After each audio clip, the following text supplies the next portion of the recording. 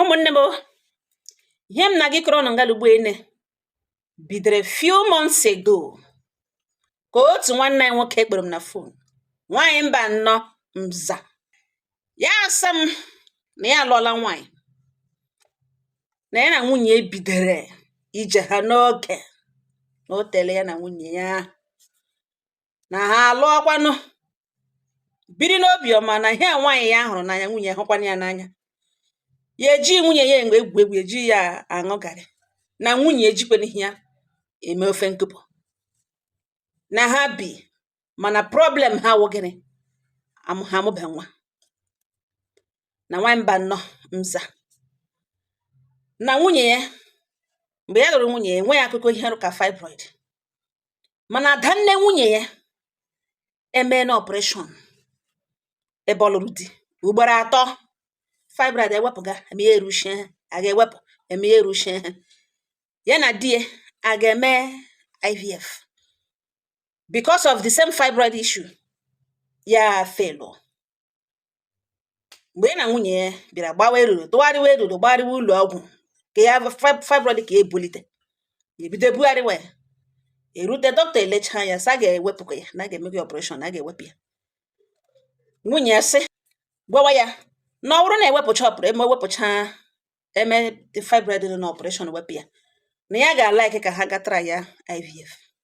Ya sị nwunye ya na ya enweghị ike ime, nakwa mana adanne emere o wepụrụ ugboro 3, the same IVF ọ gala mee ya, ya felụ, na ọmakwa mana wụ 1 naira ka a na-eji eme ya. Nwunye na-ebe hụrụ kemgbe ihe na gwazie so ngwanụ na elekwanụ plan ya. Ya gwa nwunye si eji aka ya ga-achọta ọnya rịa mma, nwa agba obi ọbụla rịa mma, ha ga-alụbata, ga-amụrụ ha nwa, na ya agaghị eji aka ya achọta, na ya eji aka ya ga-achọta kpata. Ọ wụrụ nwanne ya, wụrụ enyi ya, wụrụ ikwu ya, na ọ tụrụ anya ala chọọ ka ga-respect ya, ga-asọpụrụ ya kpọta. Nwunye si enweghị ike ime, na ihe gịnị ka ọ na-akọ? Kpọta nwaanyị ọzọ ya na ya ga-ashị ya di ya, na ọ dịghị possible na ya enweghị mind ahụ, na ya ga-emeli ya even na nro, na ọ dịghị possible ma ọfọzi na mmadụ. Ya jụọ nwunye si elekwere ihe o chere. Nwunye sị ngwana ka a ga menụ nwa adopt. Ya gwa nwunye si enweghị ike ime, na ya dị oke, ya wụ nwoke, ya dị sam mkpụrụ ya tala ha n'otu ya, ya ga kpọrọ nwa onye ọzọ were mere nwa n'azụ. No, na n'ụwa na ọ bụ otu mbịa, na enwekwara onye ga-ata ibe ya ata. Na ihe a na-ekwu okwu ya wụ otu esi eme build family and future. Nwunye ya ajụ, nwunye ya gwa na elulo ya wetara na ọ daba. Ya gwakwana nwunye na elulo oke ya enwe ebe o ji azụ agaja. Nwunye ya so oke na the only option ya ga like ka atara ya before anything else, na ọwụ na ya esi operation ga papa ihe na ha tara ya IVF. Ya gwa nwunye ya so na ya enweghị ego ahụ, dịka ego ahụ ịmavuru millions of naira ga-ehiwega ndị dọkịta n'aka, alọtakụ akụkọ na ọ ga-enye nsogbu, ya ga-emeli ihe dị otu ahụ. Na o were nwanne ya nwaanyị mara, na nwanne ya nwaanyị agaala kemgbe ga abụọ ga atọ mekwa ihe na ugbo okpogo ahụ, ego niile atụfuru ya, stil ya efelu. Na mmadụ ekwesịghị ya ahụ ebe ụzọ na-adịghị ya etighị isi, na ọ bụ ebe ya na nwunye ya n'ugbo ha ma ha agaghị ihu, ha ma ha agaghị azụ, enwebeghị emere agri. Na mbikọ ihe ejiri kọntaktị ama Ugbo Ene wu mbikọ, na-arịrịọ ka ya na-arịọ ya na nwunye bi na Lagos.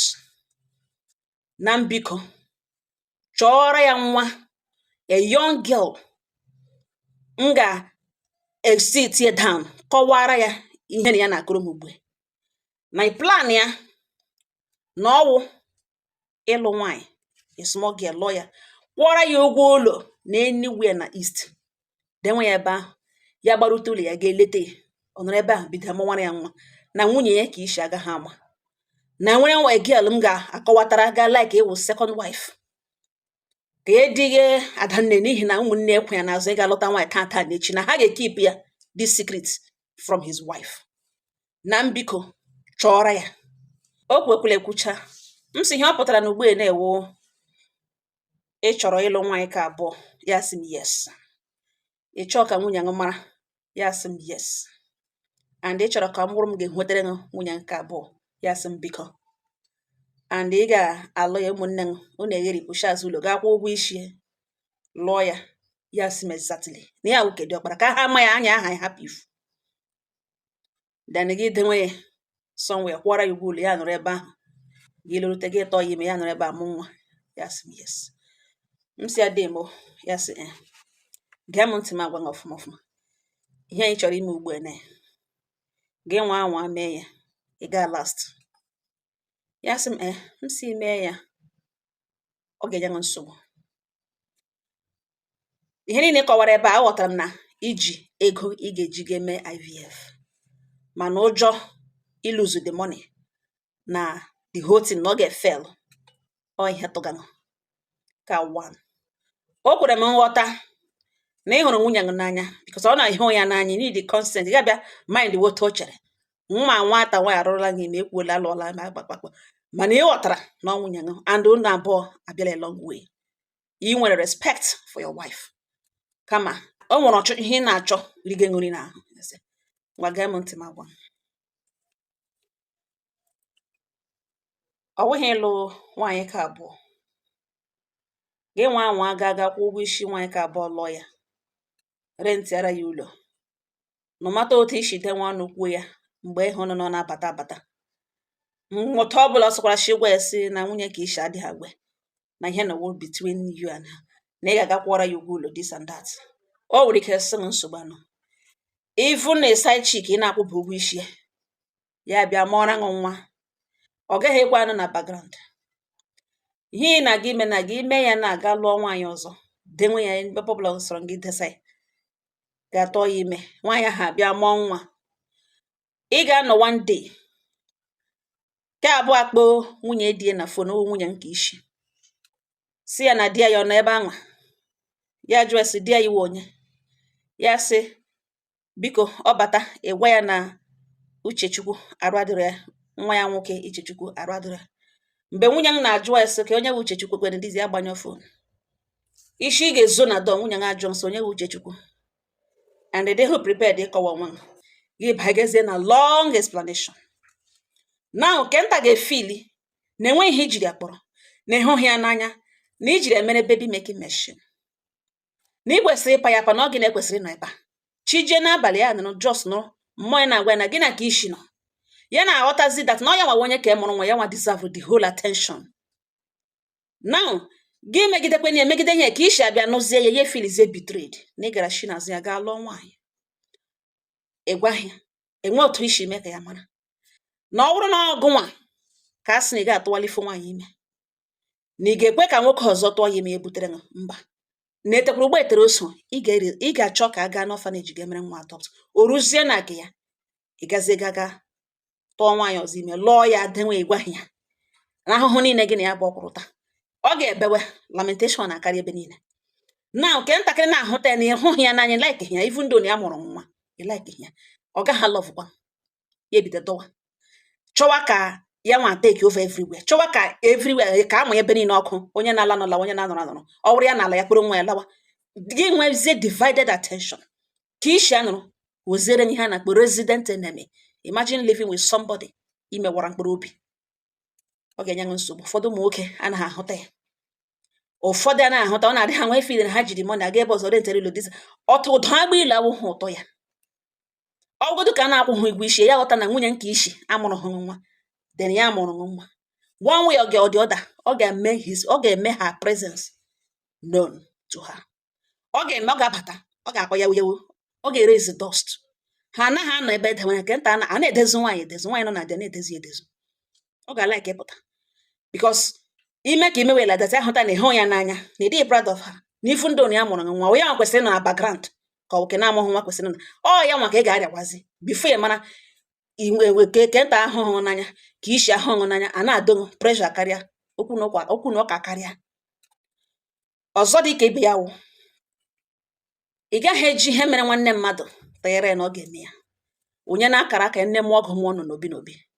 Ọ bụrụ na ada nne nwunye nọ gabigara ihe dị otu a, efiliri na automatically na ọ ụtọ ga-adịrị nwunye nọ. Yes, fibroid nọ na ahịa ha, mana it's not over until it's over. Ị ga-try every option, ị ga-try area every option ka ị dị sure that na emene ihe niile okweghị eme, then emechakwa you still come back to that with that your point. O nwere emecha tọọ n'obi ya so ngwana ka ya chọọ nwa dị mma because gịnị ịtọ iyi usoroli ya options niile o nwere. elele ego anya n'ihe ọ na the money nọrọ ya emecha operation ahụ gaga try ya onye na-akara aka ya sị nwa mba nnọọ na ihe m kwuru ugbu a na okwu na ya achọghị ihe ọbụla ga-emesi eme ya na nwunye ya bịa nwee problem na ya achọghị ịlụzu that woman and ya achọkwana ihe bịa naanị ihe a chọrọ onye ya ga-ajụ ọsọ tọọ ya ime rentara ya ule enwe ihe ọ chọrọ sendịara ọmụnwa nwa m sọ dị possible ị nwee ike inweta a woman like that ị ga-abịa zụrụ with marriage denwe ya na mgbe o jiri sọnọ gị ga-eleta nwa gị na ya bụ ọmụrụ ya ga-amụ anya abalị ya ga-eme ihe niile you are never around ị ga-alọta naanị mgbe ị nwere enough excuse ị ga-eji pull from the first wife ọ ga-agbawa ya obi one long night ọ ga-enwe without you stress anya amụ anya abalị iwe ka ọ ga-eji bata mee ka Kishi mara and the mission ya wụ ka Kishi ahụ wee weburu akpa kpọrọ ya so that ị ga-enye the whole attention o needed as the mother of your child. Ọ gaghị work enweghị ike enweta lady nwere ike nọ na background ebe dị for how long till Kishi anwụọ ka till when try ya ị ka nwere option. I will not advise you na ị ga-atụwali nwaanyị ime gị gaa n'orphanage ga zụrụ nwa no. An advice. Aga m agwa gị mee that one. Now, use that option. Ọ wee go ka ị na-etinye ebe nwa isi mmadụ. Ejubekwana onwe what of unu succeed. Ya sị nwa mba nnọọ mza. Ya sị na ihe m kwuru. Na ya na ya ga-erizin ka ọ gaa that operation. Na operation na ebukile ọ dị in 2 weeks time ka ọ ga-aga. Na ọ gachazie heal ebido the process. Ka ya ga sọ na ihe na ọ the last aja ya ga-asọ. M sị yes. Tikweni ya na ekpere ejikwala iwe aga. Naanị ihe inu na abụọ n'idiri jikọta aka ọnụ emekwala gị file na inwe alternative obi gị nọrọ na alternative ọ ga-enyecha nsogbu tụkwasị obi gị na unu abụọ were ekpere back up try ya ọ wee ego ka ị na-eti ọwa isi mmadụ and one good thing about that one ị nwere ike gaa ya gbanyere na abụọ gbanyere na atọ otu mgbe gị buru ga try go there first. Ụmụnne m anyị kwucha gbanyụọ phone ihe emene months okwu akụgazi aka nkome ụnọ mana mgbe niile ụka bataga mgbe na-ekwu agụgụ m kokọrọ ọzọ ọ ya ka m nọ n'abalị ụnyaahụ fon mere nga adị m busy fon eringide m sendere onye ahụ meseji na adị m busy na I'll call you back ịkpọ mmadụ o busy your call gị kpọọ ha ya busy your call that means onye ahụ dị busy ya sendizere meseji na WhatsApp m gazie ya reactivate ze old messages money ya abụọ nwere na WhatsApp m chetezi onye na-akpọ ụmụnne m ya gwa m oke na nweta ohere na m flash ya mmecha ihe m na-eme flash n'ihiri achọrọ m ịnụ old conversation mụ na ya bụ nwere ka mara ma ọ lụrụ nwaanyị ọzọ ka ọwụ na o mere na ka ọwụ ka mma because I was curious achọrọ m ịnụ from him mme ihe m na-eme ngwa gboghachi ya kpọ m sị nwa mba nnọọ mza ya si iwu ka send ya aza ntị ya sị send aza ngwa egbula oge nchia m sị chere biko nyegodu m the good news emechekwa okwu aza mara m aza me send ya with capital letter nyegodu m ele ike mere nya m olu ya sị m na nwunye agala the operation mekwene ya onye mere na me doctor mere na mere perfectly well no mere ọfụma ohilie doctor gwa mgbe ha ga-ebido na ebidekwarukwana mgbe ahụ ebido na by the special grace of God na nwunye ebu abụọ n'afọ na ụmụokorobịa abụọ successfully no complications na ọ pụọla from danger stage na ha progress ga na m tikwe ha na ekpere na ọhịa ya sị ka ya gwa m na obiọma akpagbugwene na ya ma nwunye na in fact na ha akadị ha ka film nwanyị mba nọ mza ya sị m tiri ya aza ụmụnne m nwere ose were ije tiri aza enyatọ m ihe m mere nte mmanụ n'ọnụ ọnya m sị m bịa kosara nụ ngala ụmụnne m obi dị m ụtọ nke ukwuu ụnụ ahụ na n'otu ekwensu na-eshi abịa agba mgba gị were problem onye ọzọ gị were link to your own gị pụta gị file na mmadụ ibe na ị ga-aje ọsọ gaa zụrụ ya ị ga-eji mara eji zụrụ ya gbodowe ebe ahụ isi ya nụrụ ebe ahụ no ụfọdụ ụmụ nwoke mere this mistake ndị second wife a na-anọ ebe asị ha nụrụ unless ọwụ ke nwunye nke ishi mụrụ nwa ka abụọ amụọ nwa ha abụọ akọrịtawa nkụ mana ka ishi ga-amụ nwa ka abụọ mụọ nwa ọ naghị anọ ala ebe asị dị nwere achọ m ka ishi mara awụhụfụ ọwụ onye na-agba okwu ahụ awụ ọgege ihe ahụ ịkọga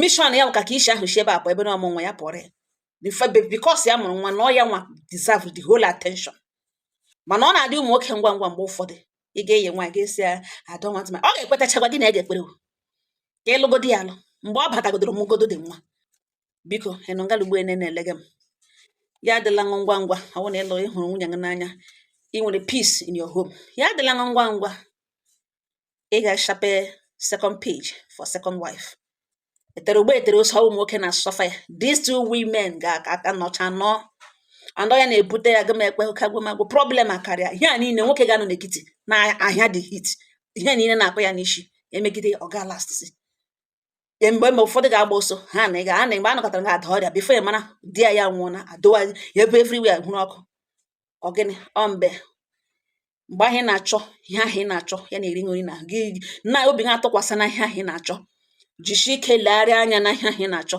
mara danger sọrọ ndịrị ka ị nwee ike mara the right thing to do ụmụnne m soro m ya congratulations